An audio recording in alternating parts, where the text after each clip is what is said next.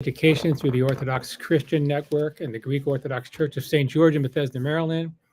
My name is Michael Haldis. I'm your facilitator. And for those joining for the first time, whether it's YouTube or Facebook, this is just an open classroom discussion where I facilitate a topic and then invite other people to join in. You're welcome to put your comments out there as you listen and want to say or respond to anything. And we're going to jump right in. So the theme this year has been, I've called it Icons, Christ, and Life. And we've been talking about icons and an iconographic orientation to our faith, using that lens to explore different topics. And it was inspired by a book this summer I read by Andrew Williams. It's called From Object to Icon. Good morning, John. And I was asked to potentially interview this author. So I read his book. And I thought it was a fantastic book, and it really lined up with my orientation to of teaching the faith always sacramentally. So really approaching it iconographically. And the reason I bring that up is I'm going to quote him today, or at least give him credit for some things. And if I forget, I don't want anybody to think I'm sharing other people's ideas without giving them credit. So we're going to move in a new direction today than where we've been the last few weeks, which I'm calling this discussion Icons and the Wedding Garment of Christ. So I'm going to start off by reading something that we all just either recited verbally or silently to ourselves. Into the magnificence of the saints, how shall I, the unworthy, enter? Or should I also dare to enter the festal or the bridal chamber? My robe betrays me, for it is not a festal wedding garment, and I should be bound and cast out by the angels. Cleanse my soul, O Lord, from pollution, and by thy compassion save me. That's one of the parts of our communion prayer that we read out loud or recite silently to ourselves before receiving communion. So, as you know, the liturgy itself is, if you looked at all of the Old Testament and New Testament scriptures that are referenced in the liturgy, there's hundreds of them. In past years, I've passed out a handout that showed them all, but I forget, is it 200, 400, whatever, it's a lot. Anybody know where this particular, what I just read, what particular part of the Bible that's derived from?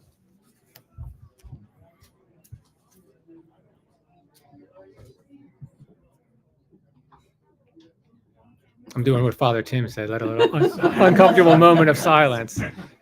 I do that in business quite a bit, just to see. Anyway, it's from Matthew 22, verses 1 through 14, called the Parable of the Wedding Feast. Okay, and in particular, we'll go over it, but I'm just going to read the part that applies. Well, it all applies, but the part that's directly referenced. It says, "But when the king came in to see the guests, he saw a man there who did not have on a wedding garment. And he said to him, 'Friend, how do you come in here without a wedding garment?' And he was speechless. Then the king said to the servants, 'Bind him hand and foot, take him away, and cast him into outer darkness. There will be weeping and gnashing of teeth, for many are called, but few are chosen.'" So that thing is packed with meaning. So does anybody know why the seemingly benign offense of not having the right clothes caused this man to be thrown out into the outer darkness? I have to admit, when I first came across this parable, I don't remember when, years ago, I was like, wow, that's pretty harsh. Yeah. Felt rough to me. So you wear the wrong outfit? Yeah. I may be wrong, but I think I was taught that is just a symbol for your whole spirit and your being, that if you're not in the right mind to accept Christ. Pretty much, yeah. But that's exactly right. And there's a specific reason for that. But that's it. I mean, that somebody was very far, not only far from God, but there's something else to that as well.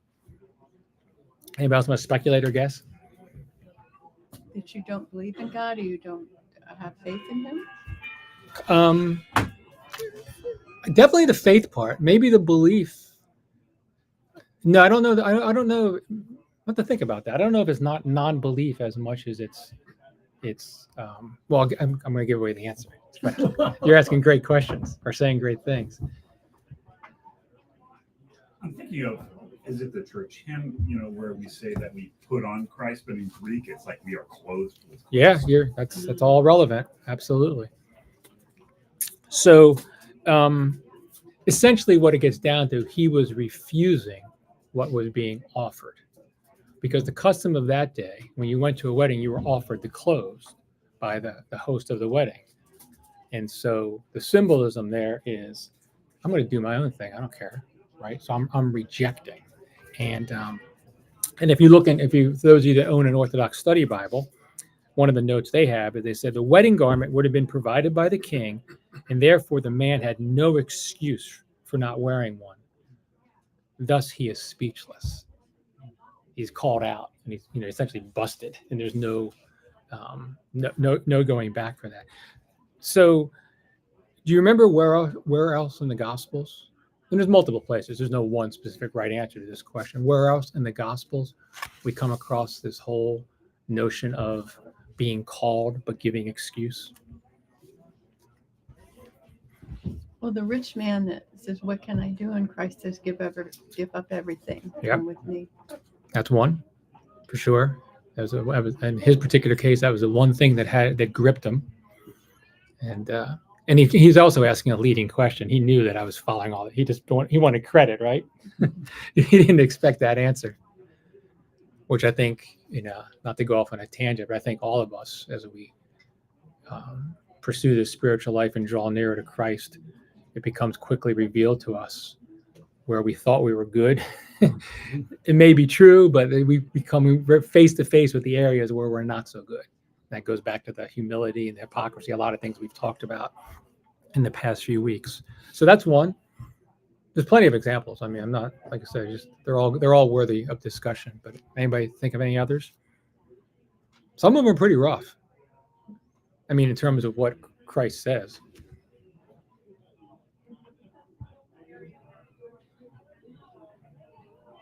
Good morning, Lara. You're saying specifically about a garment? No, just where there's this notion of excuses. Because Christ at the end said, "For many are called, but few are chosen." Well, maybe the Samaritan woman? Yeah. How about it's easier for a rich man to get to heaven to put a camel?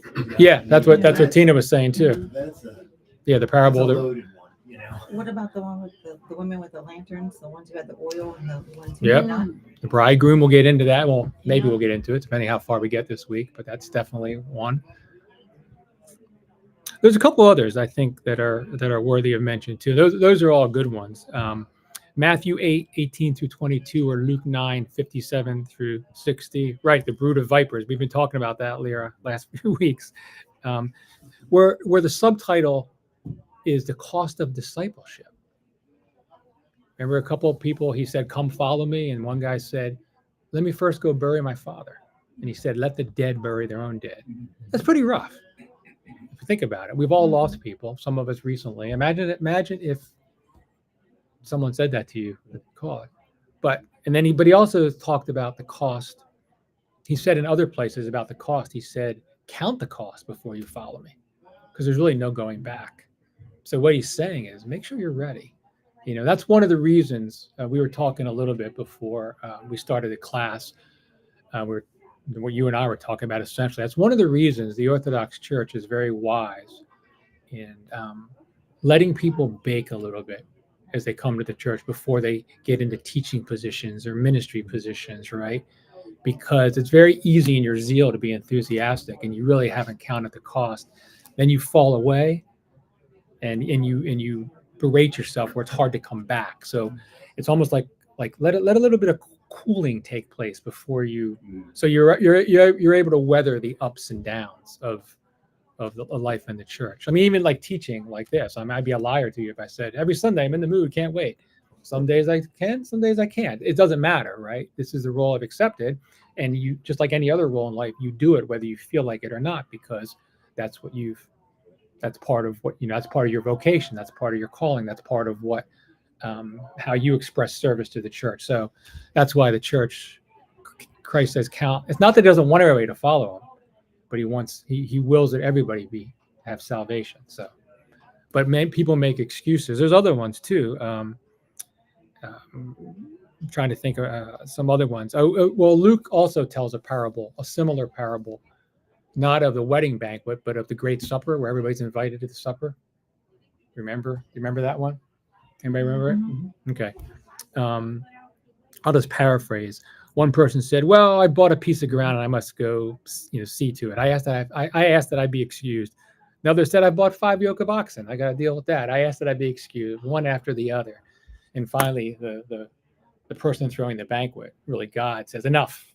Go invite the lame, the poor, the ones that were invited, the ones that were chosen. You don't want it. I'm bringing everybody else in." So it was both a a um, a parable about the inclusion of all to the church. All are invited, but at the same time, the people that God chose to work with Him to spread the church were refusing it. So these things apply today too. Nothing's really changed in human nature. So What, I don't know Yeah. if this applies to it, but what about, and I don't remember where it is, the passage where this couple lies about how much they gave, oh, that's a book of church? Acts. Yeah. and they die, or they're struck and die. Yeah, they that was Ananias and I forget the names, but it's in the Book of Acts, and Peter calls them out on it. They were essentially doing it for show.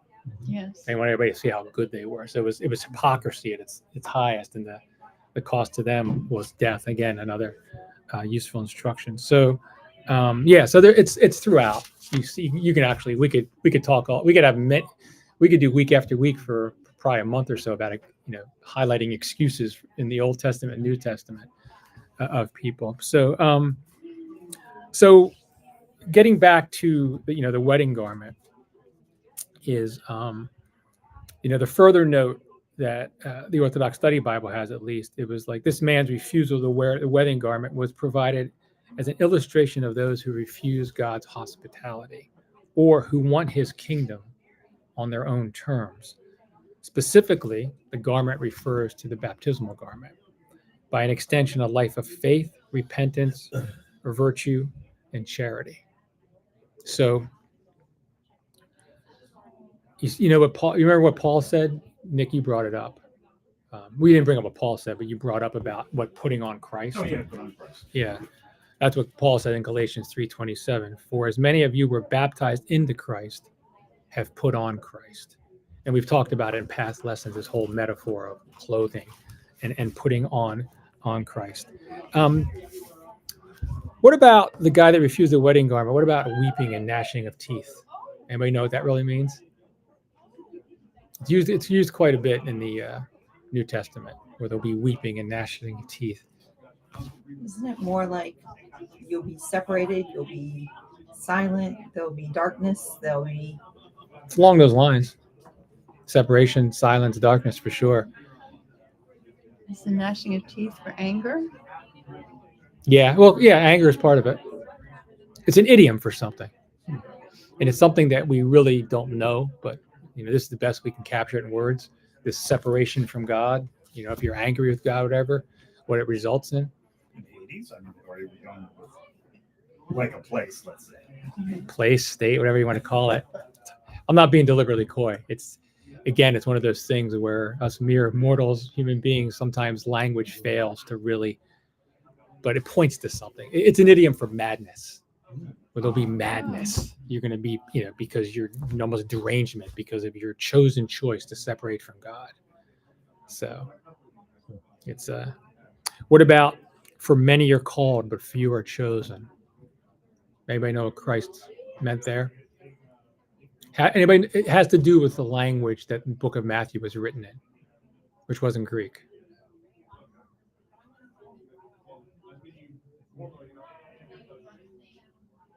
It was written in Aramaic. Mm-hmm. So that's a little misleading in English. For many are called, but few are chosen. The Aramaic, for many, was an Aramaic expression, all. So another way to look at that is all are called, but few make the choice. This is why it gets a little scary, because I think it does, at least, because I think here in the West, we have a very, a lot of this, the benign Jesus, right? Come as you are. He loves you as you are. No growth is required. Just show up, right? And that's not the message at all. The message is, the message is God loves all of us. He loves all of us, but it doesn't. It's kind of like having your children. If those of you have children, you love your children. It doesn't mean you want them to stay static. You want them to grow into the human beings that you want them to be. So it's yeah, it's where else do we see Christ? Not these exact words, but where else do we see these illustrations from him?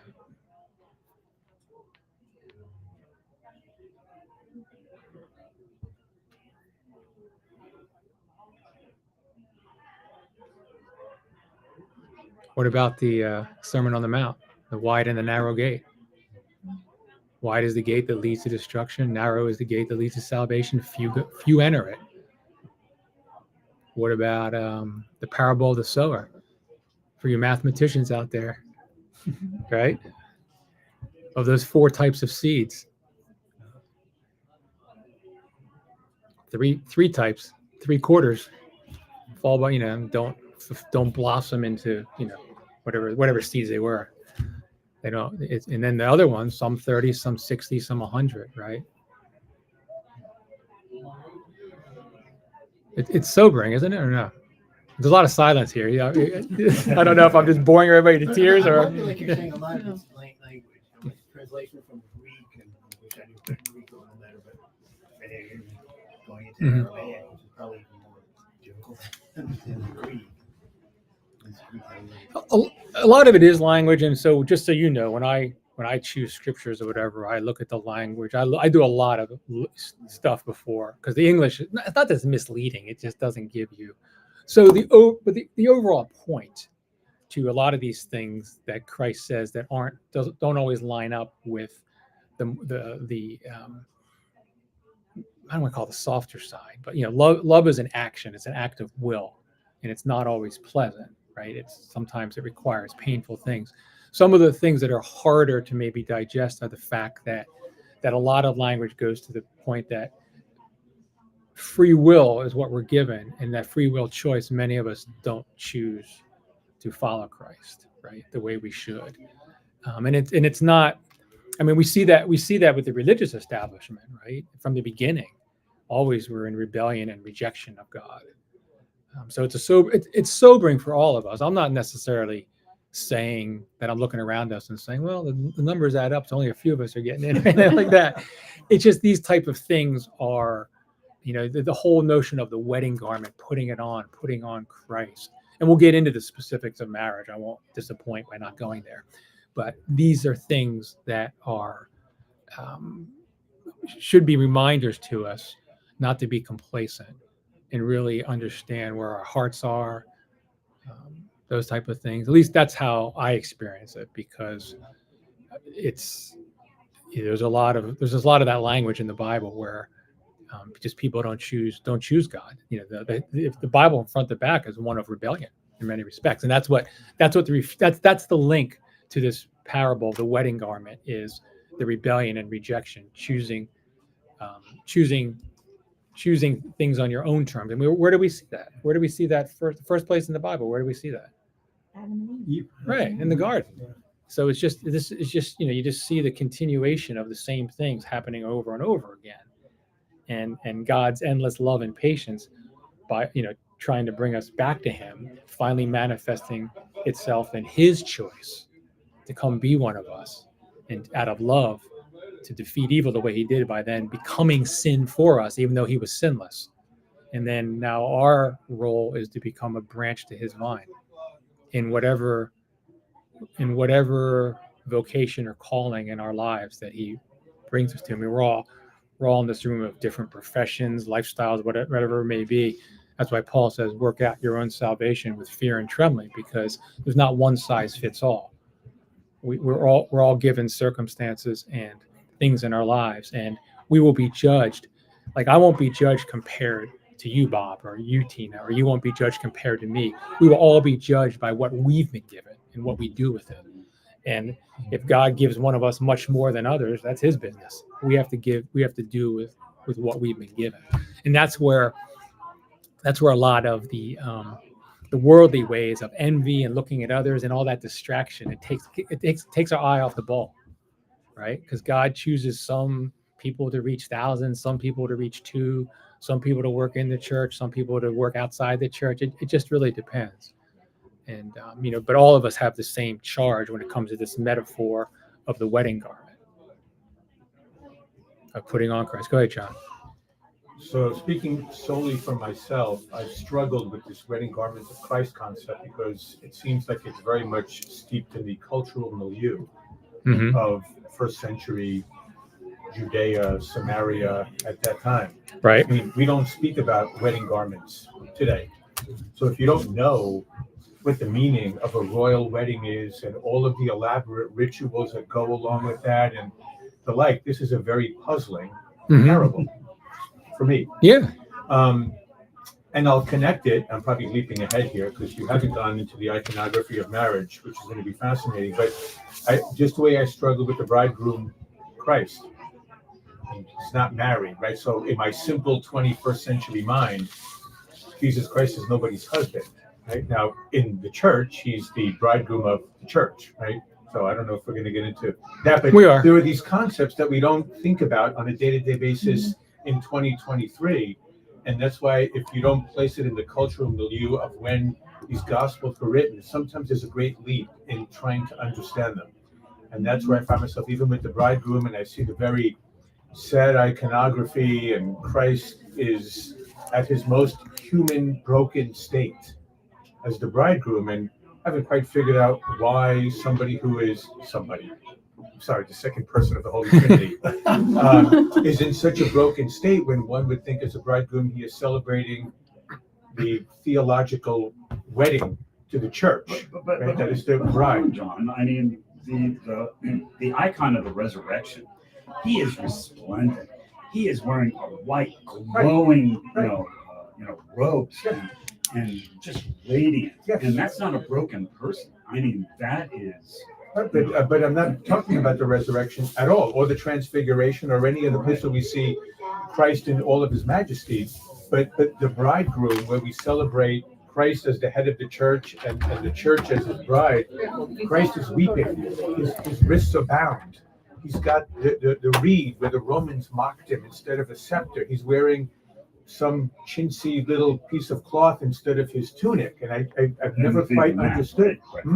If even that, quite frankly, during the crucifixion. But in the icon of the Yeah, bridegroom. And so these are difficult things for me to understand as a Western trying to think rationally Orthodox Christian in 2023. And that's why I'm listening to them saying, okay, where does it all connect to the things that we're supposed to be imbued with? I have some quotes later, but I have some quotes later where essentially we get castigated through rationality. I know. Well, And it's good to be reminded of that. Yeah, it is. I mean, we are rational creatures. We were given, minds and brains for a reason. And even one of the things Christ says, love God with all your heart, your soul, your body, your mind. I mean, it's just our problem, if you will, is the orientation, again, to try to force fit it there. And that's where I think I've said this here. It's a note in one of the passages in the Orthodox Study Bible, but one of my great epiphany moments in my life when I realized the difference between trying to get Christ into my life versus trying to get into the life of Christ. So I started having to rewire my brain as best I could to paradoxical thinking, which both accepts rational understanding at the same time realizing that's not the tool. That can be both an aid or a barrier, depending. So what you guys are talking about, a couple of weeks ago, I think we talked about this whole tension of the now versus the not yet that we live in. We live in between the parousia, the second coming, if you will. We talked about that too, how it's really not a second coming per se, because Christ is in our midst. He is and always shall be. So he didn't really go anywhere, but our perception of Christ, our experience of Christ will be different in this event called the parousia. So we see the now, which is you're talking about, essentially, right? And then you're the not yet, the glory of the final restoration that we see in the end of Revelation, not before that. So we see Christ's brokenness and we see his victory. And so that's the best way that I can think to explain it, the whole tension of the now and the not yet. So what does it mean for us right now? Well, it could mean a lot of things, but one of which is the understanding that the brokenness you talk about is on purpose because he assumed that for us. Just like When we say the Jesus prayer, Lord Jesus Christ, Son of God, have mercy on me, a sinner, we always think of ourselves as the sinner, but really, in that prayer, it's Christ the sinless is becoming sin for us. So when we say that prayer, and one of the reasons that prayer finds its way into the holy tradition is it's a prayer of union with Christ, right? And that's really what the wedding and the marriage is. It's all about union. I mean, we can talk about marriage in all different ways. My purpose of this week and the next few is to keep the dialogue higher, to really get behind what it means for everybody, whether you're married in the traditional sense or not. It's all about union with God, and that's why this metaphor is used. And shockingly, I heard Father Stephen DeYoung ask a question. He said, "Was Christ married?" And he said the answer is yes. Now, not to a woman, right? But that's it's the whole bridegroom and the bride. Maybe we should just get into that now. I mean, let's talk about marriage and wedding in the scriptures, right? It's all throughout. Where do we see it first?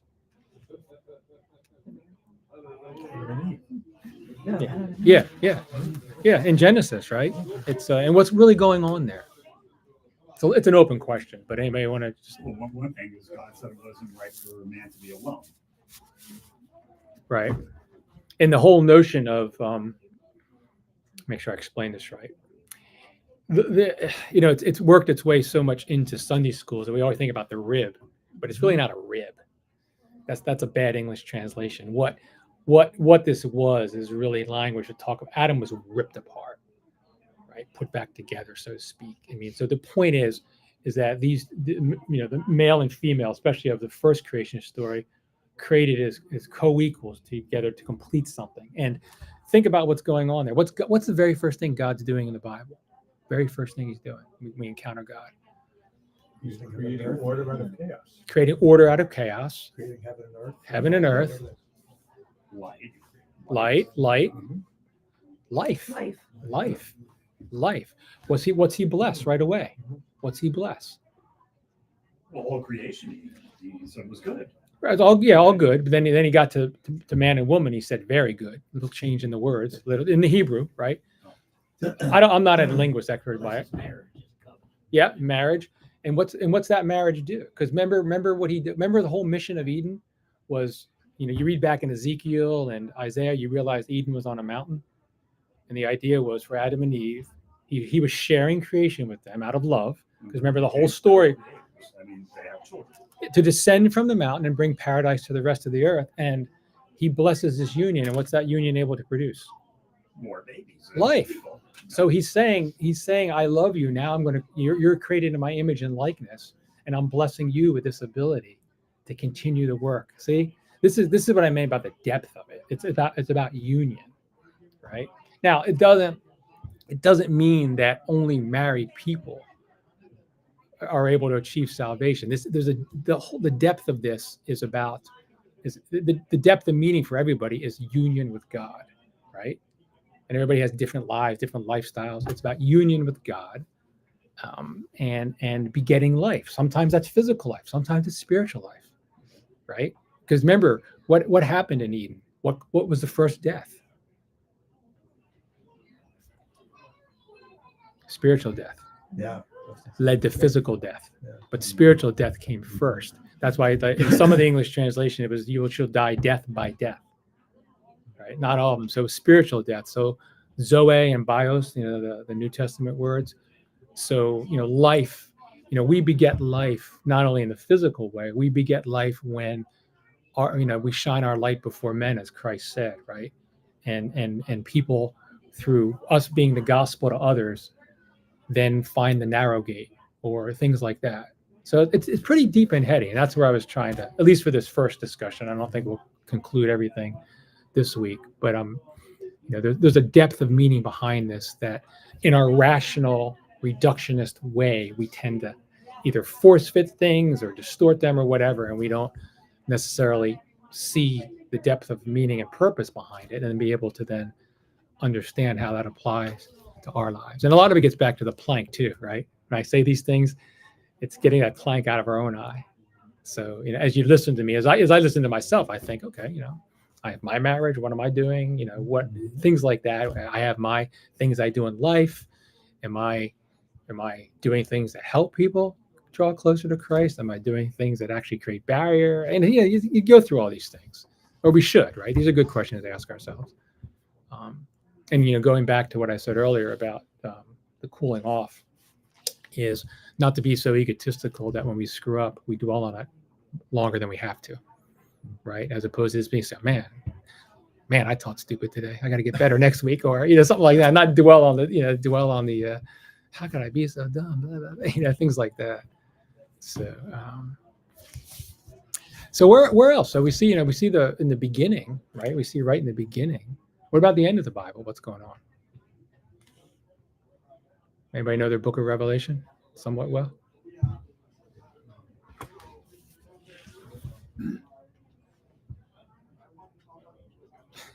One courageous person, no. So Christ earlier in different places, he's either refers to himself or is referred to as the bridegroom, right? Matthew 9:15, and Jesus said to them, "Can the friends of the bridegroom mourn as long as the bridegroom is with them?" So he's using this symbolism, if you will. So Revelation 19, go ahead. Hang out. Right. And I should bring scripture next time with me so that I can try to follow along, because I also want to make sure that we're not getting into the habit. You mentioned this one line about the friends of the bridegroom mourning. Mm-hmm. What came before that? I don't mean to put you to the test, but I'm just saying, You put me to this. So that we're not in danger of just pulling quotes out and saying, here we go. Is there a reason that was said? And is there, again, a cultural milieu to this that we don't understand? Because why is Christ talking about the bridegroom when he hasn't established a church yet, right? The church comes after Pentecost. So I'm just, again, or am I getting too rational again? Right? No, you're not I'm just getting. trying to figure this out. You're not getting too I didn't rational. even realize that Jesus himself refers to himself as the bridegroom. This is when he's talking. I'm looking it up to make sure. This is when he's talking about I marriage. don't need to put, I'm not putting you on the hot seat, but I'm just saying. I'm going on camera. I'm on the hot seat. This is where I live. I can't see them. It doesn't matter. I'm just saying. This is where I live. But I'm just trying to understand. There are some lines that seem to resonate in and of themselves, and there are others that are important because of what precedes them or what the larger context is. So I understand what we have here with this topic of the bridegroom, but I just find it odd, and it's because of my ignorance of Scripture, why Christ refers to himself as the bridegroom. What's the context? Sure. I mean, this is all legit, number one. And number two, don't worry about putting me on the hot seat. I'm being dead serious. But I'm being serious about something, because I've had this talk with many people, because I don't particularly want to be a public figure, and I have no desire for it. And I don't really think I'm a public figure, but by doing podcasts and by doing these things, I've been reminded by my compatriots, by definition, you are, and sometimes that comes with a hot seat. So no one should feel any compunction about asking me any question or putting me on the spot. Having said that, this is Matthew 19, where he's talking specifically about marriage and divorce, and he's being challenged rationally. Mm-hmm. Why did Moses grant a certificate of divorce? And he said, because he conceded to your hard-heartedness. And he reminded them of what was said in Genesis, what God brings together, let nobody tear asunder, which you hear in many wedding services. Mm-hmm. And furthermore, we understand that was a theophany of Christ. So Christ is actually quoting himself, because we understand most of the appearances of God in the Old Testament were theophanies of the Son. Mm-hmm. John said no one saw with a couple rare exceptions. So then that's when later on he says, in this same chapter, that's when he eventually says about the bridegroom, but it's all in the context of marriage and divorce. Okay. And so he's, and again, he refers to himself, John the Baptist refers to him as that. And then later on, John 3, in the Gospel of John, 3:29, John says, he who has the bride is the bridegroom, but the friend of the bridegroom who stands and hears him rejoices greatly because of the bridegroom's voice. Therefore, the joy of mine is fulfilled. And then remember, John says, he must go greater, I must grow less. He said, he must increase, I must decrease. Actually, I have a friend in business who's, he's a person of faith. And he always quotes this when he has to transition his part of the job, and then comes to me. He says, I must decrease and now you must increase. I get the he says it in open form. I get the reference. I'm sure a few other people do, but other people are like, okay, Michael has to increase now. So, guys. Where was I? Oh yeah. So John the Baptist, John the Forerunner, refers to him as that. So then we go, just showing how marriage is woven in to the Bible from beginning to end.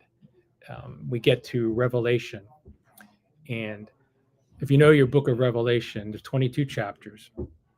It's not really to about 21 that the new heaven and new earth are happening, right? All the scary stuff happens before that. But in the midst of the scary stuff, in verse 19, chapter 19, verse 7, let us be glad and rejoice and give him, capital H, glory, for the marriage of the Lamb has come and his wife has made herself ready. His wife, capital. So again, he's talking about Jerusalem. Remember, Christ lamented over Jerusalem, Jerusalem, how I wanted to gather you under my wing like a hen gathers his chicks, but you weren't willing. So now we see in the book of Revelation the new Jerusalem, the bride being prepared for the bridegroom. This is a symbolism that's being used. Again, it points to, we have in the beginning of Genesis, we have in the end of Revelation, it points to the depth of what the marriage and the wedding, what this really means. So let me pause there. So it's not the church, it's Jerusalem. Or is Well, it another word for the church? Well, it's pointing to a broader, it's the church, right? Because the church is us. Again, the church is the body of Christ. So, there's layers of this, right? Mm-hmm. It's Jerusalem, which means I'm just going to go off on a tangent. I'm going to stop myself. I want to keep it bound. Like I was about to go off on my tangent about the city, but yeah, it's really us. The church is the bride of Christ, right?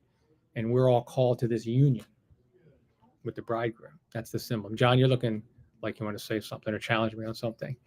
I never challenge. I always have something to contribute. I try at least. It's never a challenge, Michael, right? We've had this discussion. I tend to speak in war. You tend to speak in peace. And you're not combative and you're not provocative, okay? But it seems to me. but Michael, like we have the wedding of Christ and his church, right, and the marriage of we humans. Mm-hmm. Are we equating the two? I mean, I'm just trying to sort of put all this together. Are we talking about two different things? Are we talking about marriage here between people? And we're talking about both.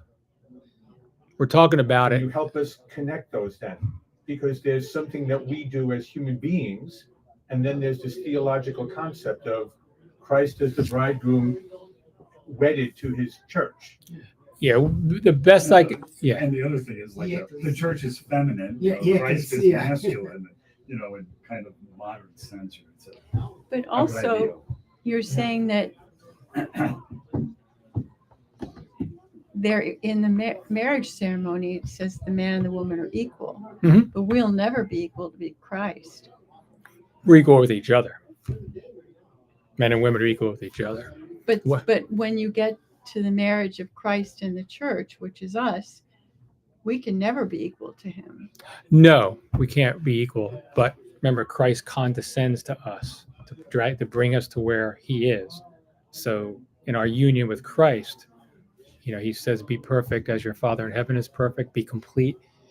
And we understand theosis, salvation, as a continual movement towards Christ. One that's never, in our rational thinking, we would call it fulfilled.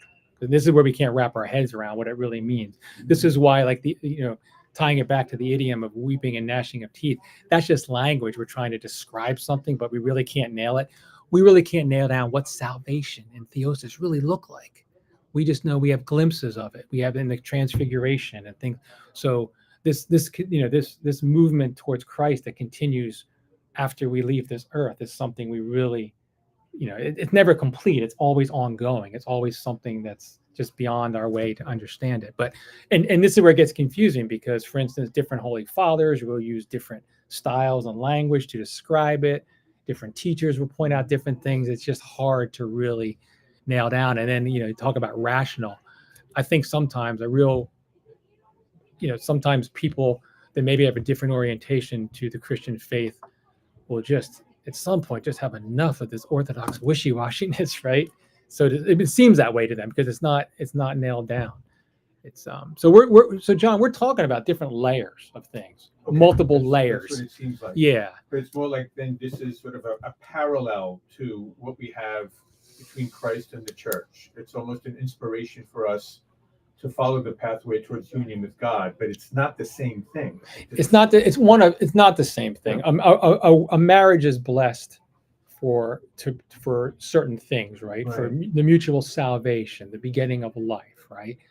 But one of the that doesn't mean that a single person's life is less blessed, because they also have a union with God that can beget life in a different way. So it's not a way to try to be cute with words to make sure we're all inclusive. It is all inclusive.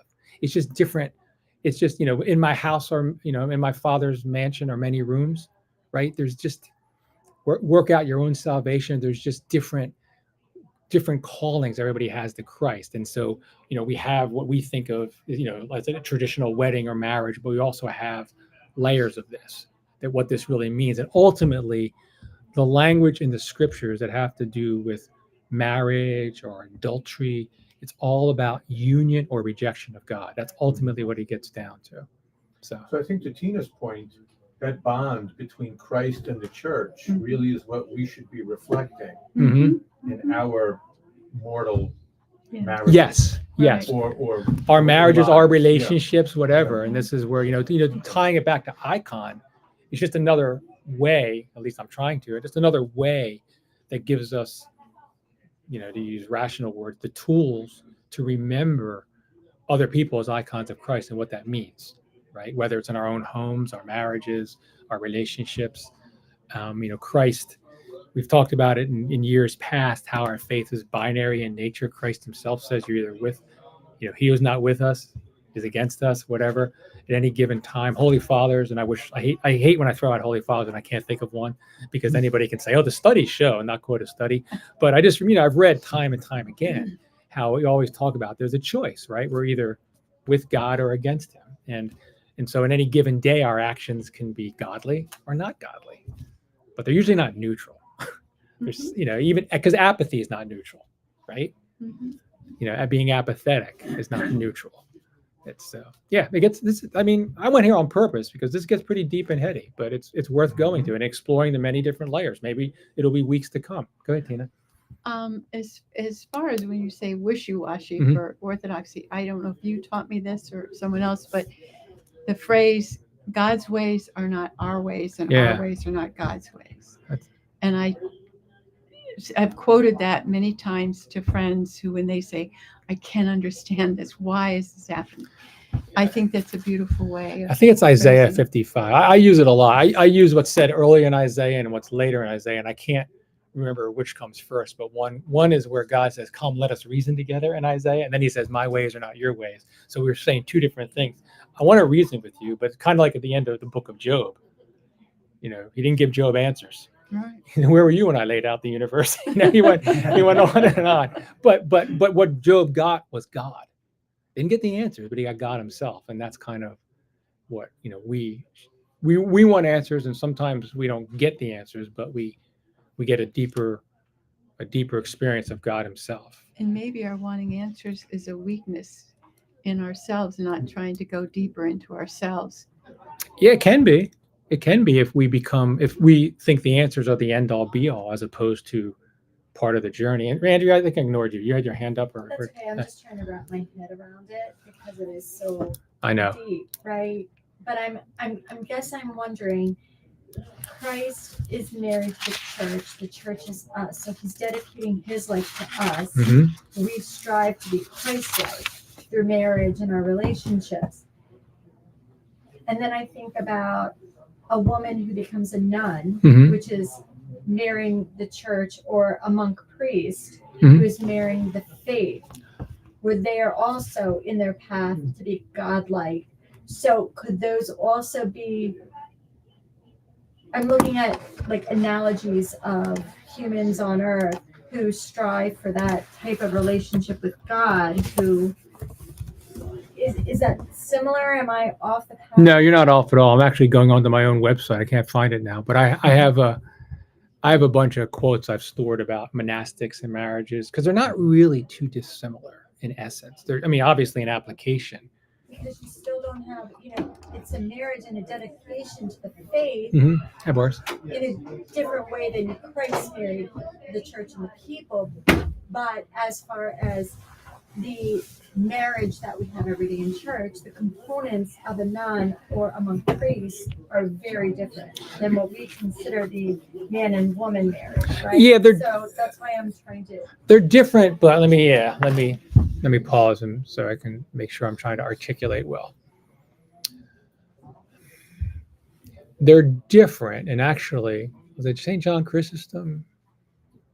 One, I can't find it because I should have anticipated these questions, but It's okay, there's the next several weeks. yeah, I know I can't even find where I put it. But in some respects, the marriage, like that a lot of us are in, is considered harder than a monastic lifestyle. A lot of monastics will say that. But in the same time, they're two different pathways to salvation, but they're still relational in nature. And I'm glad, and I don't know if this gets directly to your question, but one of the say criticisms, but sometimes people think that monastics and monks or nuns are removing themselves from the world, and that's not it at all. Just like Christ said, my kingdom is not, we hear the saying, my kingdom is not of this world. That's what he said. But the better translation would be, my kingdom is not from this world, but it doesn't make the things in the world of lesser value. So what, and he also said in another place about celibacy, he said those that can do this lifestyle or should do it or whatever, but not everybody's called to that. Very few are.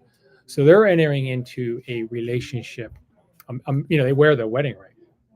A marriage of sorts that's different than what we say, but it's still the same principles, right? It's still the same, the devotion, salvation. It's just a different manifestation of life in relationship with God.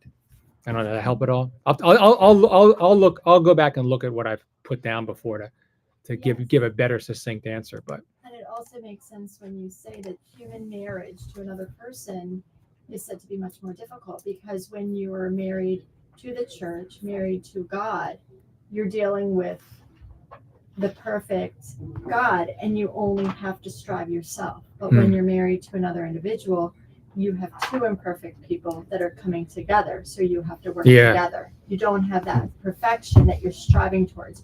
You have imperfection that you're striving together. Yeah, that's a great way to put it. I think that's an excellent way to put it. I didn't think about the two imperfect, but that's true, because some days you look at your spouse's face and you're just complete adoration, and other days you're not. I know my wife's sitting, but it's a good path to go down. Now, I mean,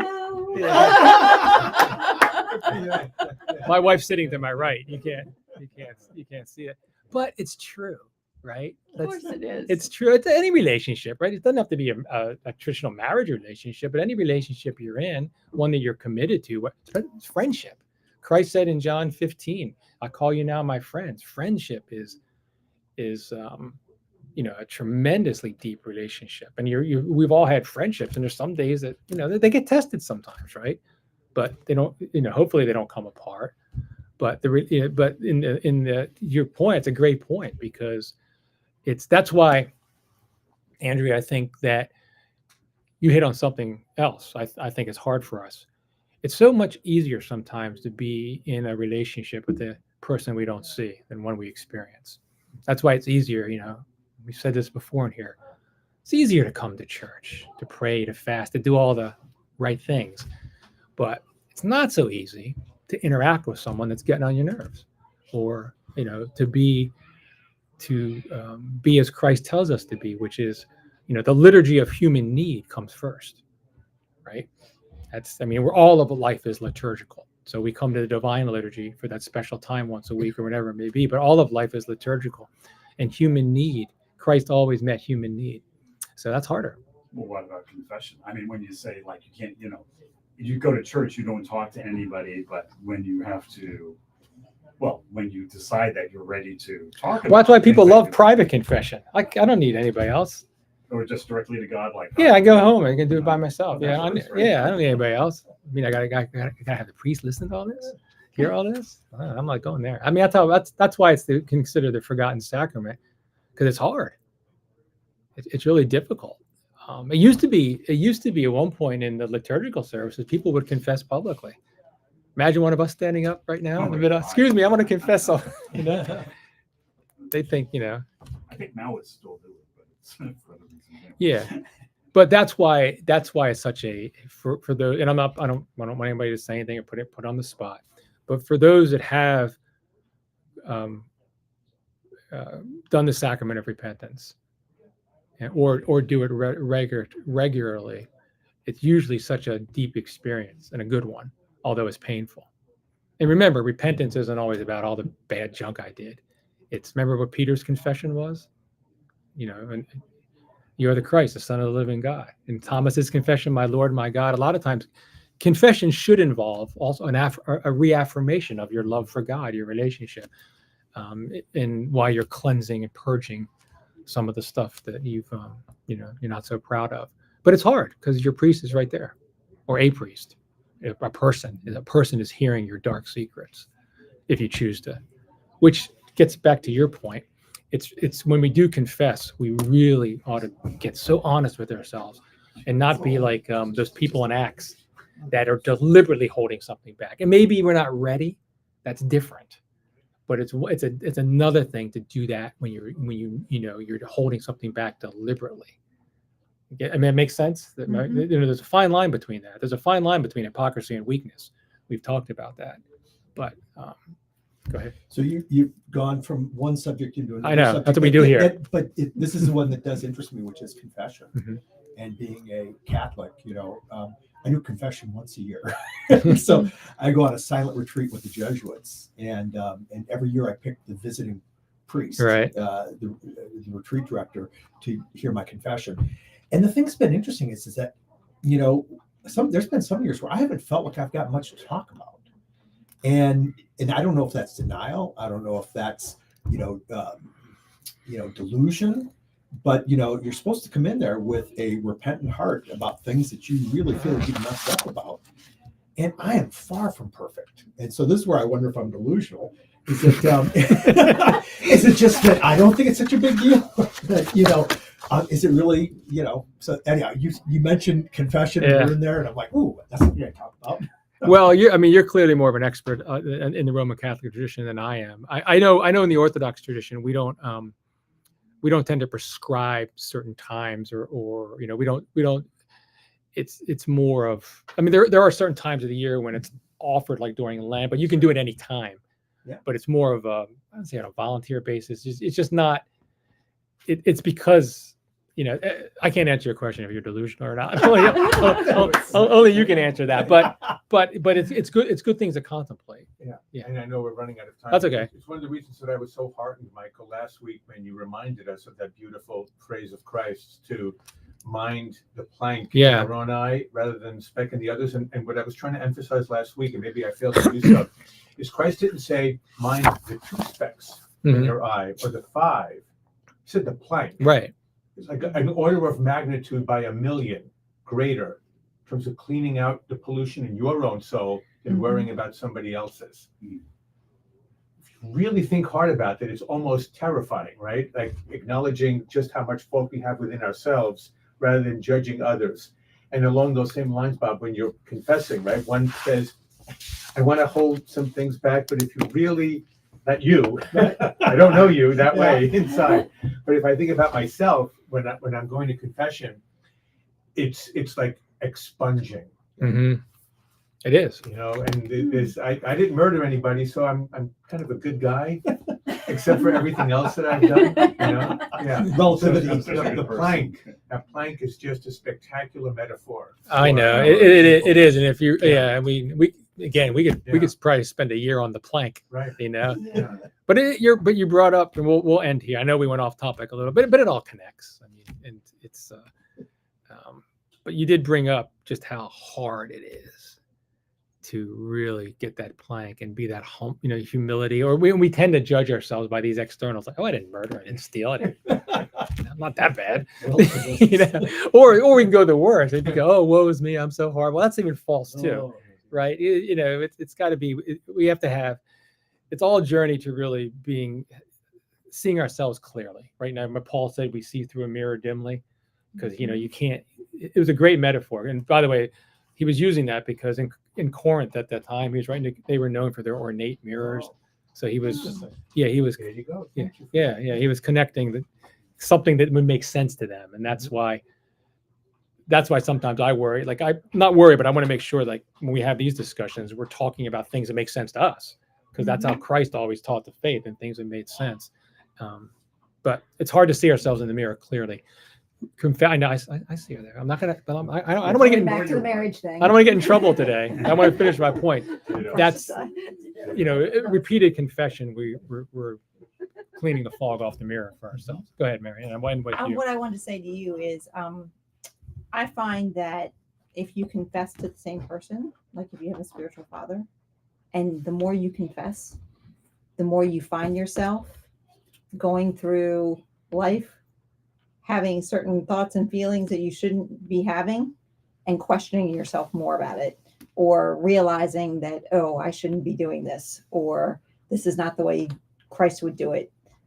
So I don't know if that'll help or not, or like sometimes I sit down and I make a list. I actually go in with a list. Oh yeah. So, but I find that the more that you confess to the same person, the more they know you, Exactly. and then the more you feel open to confessing like the darker stuff. Yeah, it's a relationship. So I'll end with this. She was saying something the other day, and I talk about a list. I said, we have a shared notes feature. Just write down your list of grievances, and I'll address them one by one. So, all right, we're going to end there. We got through some of it, but we had a great discussion. We'll continue on this thread next week. I'll look at what we didn't cover and continue, unless you guys don't want to. Want to continue down this discussion? Oh, yeah. Sure. Yeah. Guarded enthusiasm. So, okay. So we're going to end there. Listen, everybody have a blessed week. We're going to have one more class prior to Thanksgiving, the American holiday Thanksgiving, and then we'll resume, I think, in December after next week. So see you next week, November 19th. God bless everyone. Be well.